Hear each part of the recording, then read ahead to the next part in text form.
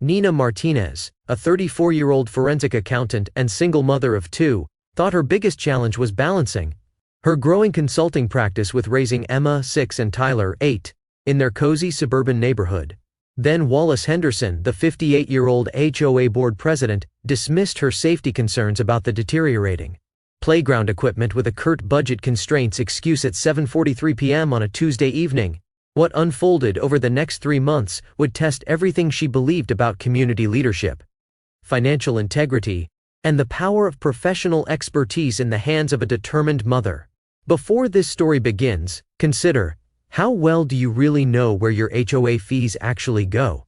This happened just 8 months ago in a middle-class subdivision outside Phoenix, Arizona. Nina and her children still live there today, and the community has never been stronger. Nina had moved to Sunset Ridge Estates 18 months earlier, drawn by the well-maintained common areas, the charming playground nestled between mature oak trees, and the promise of a safe community for her children after her divorce. The $185 monthly HOA fee seemed reasonable for what appeared to be excellent maintenance and amenities. As a forensic accountant who specialized in uncovering financial irregularities for corporate clients, Nina appreciated order and transparency. Her own budget was meticulously tracked to the penny, a necessity when transitioning from dual income to supporting 2 children on her own. The first sign something was amiss came on a bright Saturday morning in early March. Nina was pushing Emma on the swing set when she noticed the chains had developed concerning rust spots. Tyler, always the more adventurous child, was attempting to navigate the monkey bars when one of the rungs shifted ominously under his weight. Nina immediately guided him away from the equipment, her trained eye cataloging other safety concerns: loose bolts on the slide supports, weathered wood showing signs of rot, and safety surfacing that had worn dangerously thin in several spots. That evening, Nina composed a polite email to the HOA board, detailing her observations, with the same methodical precision she brought to her professional work. She included photographs, specific locations of concerning damage, and even researched quotes from local playground equipment companies for necessary repairs. The estimated cost for essential safety updates was approximately $12,000, not an insignificant amount, but certainly manageable for a 147-home community generating over $326,000 annually in HOA fees. Wallace Henderson's response arrived 3 days later, a terse paragraph that felt more like a dismissal than a genuine consideration of the safety concerns. Thank you for your input regarding the playground equipment. The board will take your suggestions under advisement during our next budget review cycle. Please understand that we operate under strict budget constraints and must prioritize expenditures based on community-wide needs. The phrase budget constraints struck Nina as odd. She had reviewed the community's financial disclosure documents before purchasing her home, and the HOA appeared to maintain healthy reserves. Moreover, her professional experience had taught her that legitimate budget constraints were, typically, accompanied by detailed explanations and alternative solutions, not vague dismissals. Nina's concern deepened when she noticed other maintenance issues throughout the community. The decorative fountain at the main entrance had been temporarily shut down for over 6 months. Several streetlights remained dark despite resident complaints. The community garden plots, once a source of neighborhood pride, had been abandoned due to irrigation system repairs that never seemed to materialize. Each issue, when raised by residents, met with the same response about budget constraints. Yet other expenses seemed to flow freely. Nina observed that the monthly board meetings, held in the community center, always featured elaborate catered spreads. Not simple coffee and cookies, but full dinner presentations from upscale local restaurants. During her occasional evening walks, she noticed luxury vehicles parked outside during board meetings, far more expensive than what she would expect from volunteer community leaders. The board had also recently approved expensive landscaping for the entrance area, complete with exotic plants that required specialized maintenance. The contradiction between claimed budget constraints for safety issues and apparent abundance for other expenses troubled Nina professionally. In her corporate work, such patterns often indicated financial mismanagement, or worse. However, she hesitated to pursue the matter further, not wanting to be labeled as the neighborhood troublemaker, especially as a relatively new resident still establishing her place in the community. The tipping point came during Tyler's 8th birthday party in late March. Nina had invited several neighborhood families to celebrate in the community center, which residents could reserve for personal events. While setting up decorations, she discovered catering receipts inadvertently left behind from the previous evening's board meeting. Her professional instincts kicked in as she examined the documents.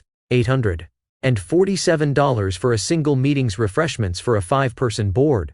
The itemized receipt showed premium steaks, expensive wines, and gourmet desserts, far beyond what anyone would consider reasonable meeting refreshments.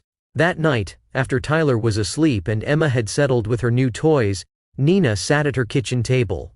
With her laptop, applying the same analytical skills that made her successful in forensic accounting, she began with publicly available information, the HOA's annual budget published, meeting minutes and financial disclosure documents that every homeowner received.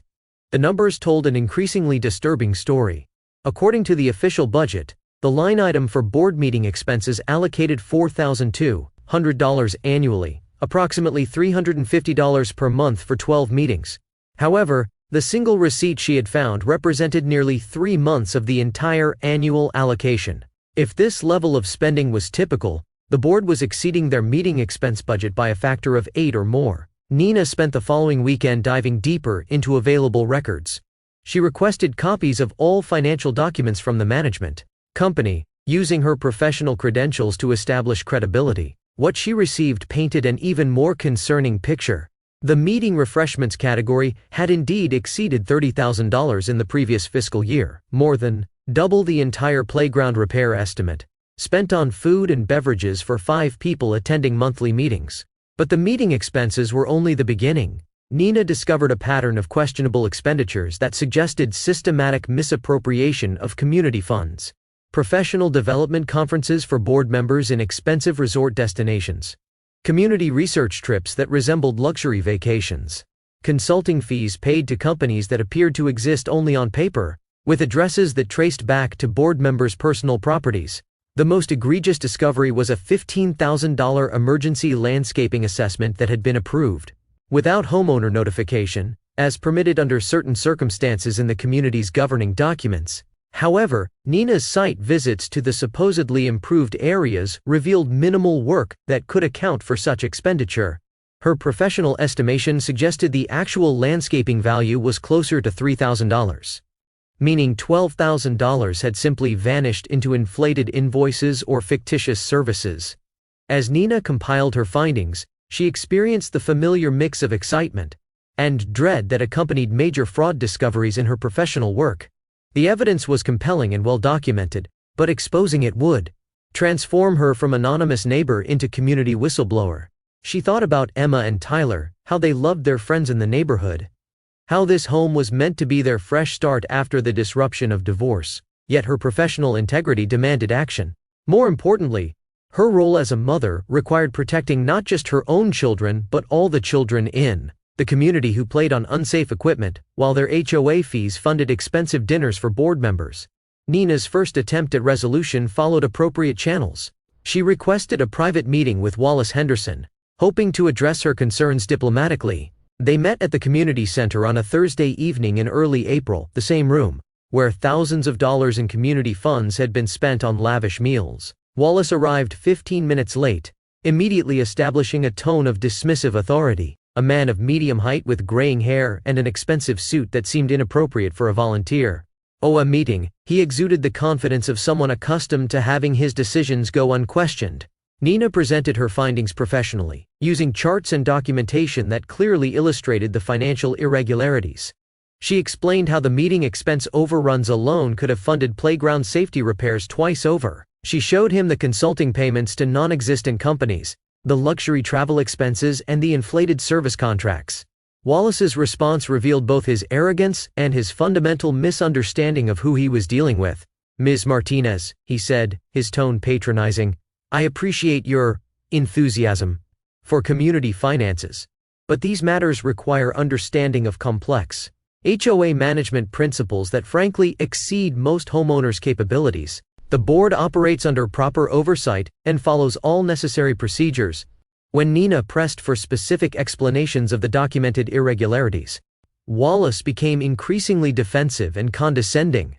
"Perhaps if you attended board meetings regularly instead of sending complaint Emails, you would better understand our community's needs and priorities. The board has managed this community successfully for years before your arrival, and will continue to do so based on experience and proper judgment, not amateur analysis.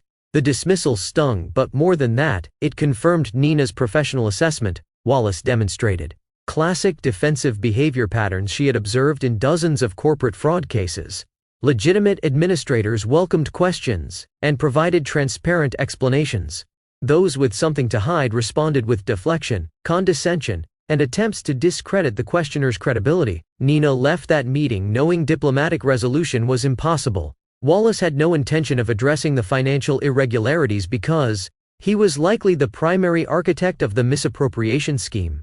Her children deserved better stewardship of their community, and her neighbors deserved to know how their money was actually being spent. Over the following weeks, Nina expanded her investigation with the thoroughness that had built her professional reputation. She cross-referenced vendor payments with actual services received, interviewed contractors who had supposedly performed expensive community improvements, and analyzed spending patterns that revealed systematic inflation of costs for personal benefit. The depth of the financial misconduct became clear. Wallace and his complicit board members had treated the HOA as their personal expense account for years. They had carefully structured expenditures to avoid individual amounts that would trigger automatic homeowner notification requirements, but the cumulative impact was staggering. Nina's conservative estimate suggested at least $85,000 in misappropriated funds over the previous 3 years. Money that should have maintained community infrastructure, built healthy reserves, and funded genuine improvements. During this investigation period, Nina also discovered the human cost of the board's financial mismanagement. She learned about elderly residents who had requested handicap accessibility improvements, only to be told such modifications weren't budgetary priorities. She spoke with parents who had raised safety concerns about various community areas, receiving the same dismissive responses she had encountered. The community's deferred maintenance issues weren't the result of insufficient funds. They were the direct result of funds being diverted to personal benefit. Nina realized she couldn't fight this battle alone.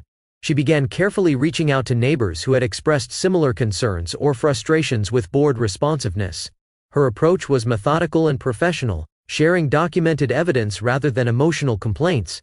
Her first ally was Robert Chen, a 42-year-old software engineer whose requests for improved internet infrastructure had been dismissed despite his offer to contribute technical expertise at no cost. When Nina showed Robert the documented evidence of financial misappropriation, his technical background helped him immediately grasp the systematic nature of the fraud. Their second ally was Margaret Thompson, a 67-year-old retired teacher whose grandchildren visited regularly and who had been advocating for playground improvements for over 2 years. Margaret's long tenure in the community provided valuable historical context about the board, his increasing secrecy and declining transparency over Wallace's 7-year leadership. Together, they formed an informal coalition focused on transparency and accountability. Nina provided the financial expertise and documented evidence. Robert contributed technical skills for analyzing data and creating presentations. Margaret offered community knowledge and credibility with longtime residents who might be skeptical of newcomers challenging established leadership. As word quietly spread about their findings, more neighbors began sharing their own experiences of dismissed concerns and questionable board decisions. A pattern emerged of systematic dismissal of resident input combined with increasingly secretive financial management. Many residents had noticed the luxury meeting spreads and expensive board professional development trips but had assumed such expenses were somehow justified or necessary. Nina's forensic analysis revealed that Wallace had become increasingly brazen over time, suggesting he felt completely immune from oversight or accountability. The most recent fiscal year showed the highest levels of questionable expenditures, including the $30,000 in meeting refreshments that would become the symbol of the board's excess and misplaced priorities. By late May, Nina had assembled a comprehensive forensic audit that would be admissible in any legal proceeding. Her documentation included photograph evidence, vendor interviews, contract analysis, and detailed financial reconstructions, showing exactly how community funds had been diverted from legitimate community needs to personal benefit. The question became how to present this information most effectively to the broader community. The annual homeowner meeting was scheduled for mid-June, providing the perfect forum for transparency. However, Nina knew that Wallace would attempt to control the meeting agenda and limit discussion of financial irregularities. Nina spent several weeks preparing for what she knew would be a confrontational but necessary community showdown. She created clear, compelling presentations that any homeowner could understand, focusing on specific examples rather than complex financial analysis. The $30,000 pizza budget became her central example, because it was simultaneously outrageous and easily comprehensible.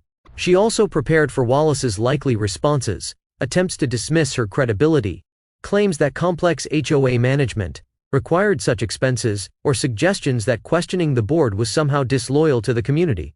Nina's corporate experience had taught her that fraudsters often relied on intimidation and social pressure when their actions couldn't be justified on merit. The week before the annual meeting, Nina took a significant professional and personal risk by sending a detailed summary of her findings to every homeowner in the community. Her letter was carefully worded, sticking to documented facts rather than accusations, but the implications were unmistakable. The response was immediate and intense. Some residents expressed shock and gratitude for Nina's investigation. Others, particularly those who had social relationships with board members, accused her of troublemaking or suggested she had misunderstood complex financial matters. Wallace attempted to discredit Nina's analysis by circulating a response that focused on her relative newness to the community rather than addressing the specific financial irregularities she had documented. The tension in the community became palpable as the annual meeting approached. Nina received both supportive messages from neighbors grateful for her advocacy and hostile confrontations from residents who viewed her investigation as an attack on community harmony. The division was emotionally exhausting, but Nina's resolve remained strong because she knew the documented evidence was irrefutable. The night before the meeting, Nina barely slept, reviewing her presentation and preparing for the confrontation she knew was coming. Emma and Tyler sensed their mother's stress, asking questions about why some neighbors seemed angry with her. Nina explained, in age-appropriate terms, that sometimes doing the right thing required courage, and that protecting their community's resources was important for everyone's future. The annual meeting was held in the community center on a humid Tuesday evening in mid-June. Nina arrived early, setting up her laptop and documentation while neighbors filed in with expressions ranging from curiosity to hostility. The attendance was the highest in the community's history. Word of the financial controversy had motivated residents who hadn't attended meetings in years. Wallace opened the meeting with his usual smooth authority, attempting to control the narrative from the beginning. He acknowledged that some residents had raised questions about financial management and suggested that complex HOA budgeting often appeared confusing to those without proper background and experience. But Nina had learned from her corporate experience that the most effective way to counter authority-based dismissal was with specific, undeniable facts. When the meeting reached the point for homeowner comments, she stood with the confidence that came from thorough preparation and absolute certainty in her evidence. Nina's presentation was methodical and devastating. She began with the playground safety issues that had initiated her investigation, showing photographs of dangerous equipment deterioration and the reasonable $12,000 repair estimate. Then she revealed the $30,000 in meeting refreshment spending, actual receipts showing luxury meals for 5 people while children played on unsafe equipment. The room's atmosphere shifted dramatically as Nina presented receipt after receipt, vendor interview after vendor interview, and financial analysis after analysis. The documentation was overwhelming and irrefutable. Board members who had been confidently dismissive minutes earlier began studying the table surface, avoiding eye contact with increasingly angry neighbors. Wallace's response confirmed Nina's assessment of his character and guilt. Rather than addressing the documented evidence, he attacked Nina personally, questioning her motives, her community loyalty, and her right as a recent resident to challenge established leadership.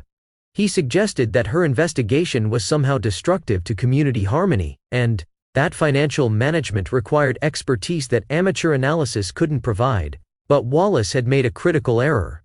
Nina wasn't an amateur, and her neighbors now knew it. When she calmly presented her professional credentials, her forensic accounting certification, her experience exposing corporate fraud, her track record of financial investigations, Wallace's dismissive strategy collapsed. The meeting devolved into the shouting match that would become neighborhood legend. Residents who had been denied basic maintenance for years while watching Board members enjoy luxury meals demanded immediate accountability. Wallace and the complicit board members found themselves facing a room full of neighbors who finally understood exactly how their money had been misused. Margaret Thompson, with the moral authority of her decades in the community, stood to address Wallace directly. "You have violated our trust, wasted our money, and prioritized your personal comfort over our children's safety. Your leadership has been a betrayal of everything a community board should represent." The confrontation reached its peak when Robert Chen demanded Wallace's immediate resignation and the return of all misappropriated funds. Wallace, clearly realizing his authority had completely collapsed, made a final desperate attempt to maintain control by threatening legal action against Nina for defamation and disrupting community harmony. Nina's response demonstrated the confidence that comes from absolute moral and factual certainty. "Mr. Henderson, I welcome any legal scrutiny of my findings. In fact, I'll be recommending that this community engage independent auditors to examine all financial records from your entire tenure. Truth isn't defamation, and accountability isn't disruption." The meeting ended with overwhelming homeowner approval for immediate board removal and independent financial auditing. Wallace and the complicit board members resigned that evening, their authority completely destroyed by Nina's methodical documentation of their financial misconduct. The aftermath brought both vindication and healing to the community. The independent audit confirmed every detail of Nina's analysis and revealed additional irregularities she hadn't discovered. Total misappropriated funds exceeded $120,000 over Wallace's 7-year tenure, money that was gradually recovered through asset seizure and restitution agreements. More importantly, the community experienced genuine transformation. New board members, elected based on transparency and accountability principles, implemented open financial reporting and regular community input sessions. The playground equipment was completely renovated with safety upgrades exceeding Nina's original recommendations. Deferred maintenance projects throughout the community were prioritized and funded from recovered resources. Nina's professional reputation in the community soared, leading to additional consulting opportunities and deep friendships with neighbors who appreciated her courage and integrity. Emma and Tyler thrived in the renewed community environment, playing safely on improved playground equipment funded by money that had previously paid for luxury board dinners. The experience changed Nina profoundly, demonstrating how professional skills could serve community good, and how principled stands, despite initial conflict, could create lasting positive change. She learned that protecting what mattered most, her children's safety and her community's integrity, required the courage to challenge authority when that authority had been corrupted by greed and entitlement. Wallace Henderson faced both civil liability for the financial misappropriation and professional consequences that extended beyond the HOA context. The forensic audit evidence became part of legal proceedings that resulted in significant financial restitution and permanent damage to his reputation. His attempt to intimidate Nina into silence had backfired spectacularly, transforming her from concerned neighbor into community advocate whose work protected dozens of families. The story of the $30,000 pizza budget became a cautionary tale shared throughout the broader region, helping other communities recognize warning signs of financial mismanagement and the importance of active homeowner oversight. Nina received invitations to speak at HOA management seminars, sharing her experience as an example of how professional expertise and personal courage could protect community interests. But perhaps most significantly, the experience demonstrated to everyone in Sunset Ridge Estates that communities thrive when residents take active responsibility for their shared interests rather than passively trusting authority figures who may prioritize personal benefit over community good. Nina's investigation had revealed not just financial fraud, but the importance of engaged citizenship at the most local level. Today, nearly 8 months later, Sunset Ridge Estates operates with unprecedented transparency and community engagement. Monthly financial reports are distributed to all residents. Board meetings featured genuine community input and reasonable refreshment expenses that reflect their volunteer service nature. The playground equipment that sparked Nina's initial investigation now exceeds safety standards and serves as a symbol of what communities can achieve when resources are managed with integrity. Nina Martinez discovered that being a forensic accountant meant more than uncovering corporate fraud. It meant using professional skills to protect what mattered most in her personal life. Her willingness to challenge comfortable assumptions and demand accountability had transformed not just her own family's quality of life, but the entire community's future. The children playing on the renovated playground equipment, the elderly residents enjoying improved accessibility features, and the families benefiting from properly maintained community infrastructure all owe their improved quality of life to Nina's professional integrity and personal courage.